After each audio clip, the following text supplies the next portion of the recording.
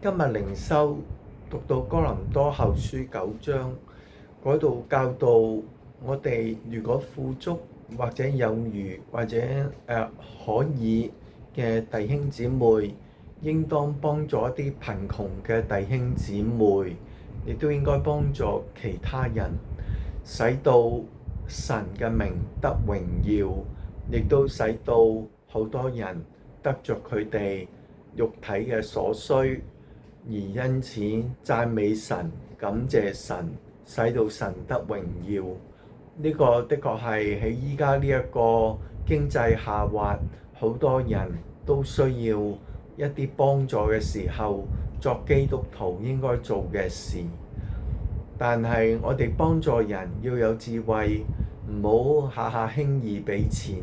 更好嘅幫助可能係一啲食物啊，或者係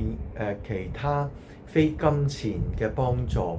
因為如果直接俾錢，好多時都會使到對方有一個依賴之心，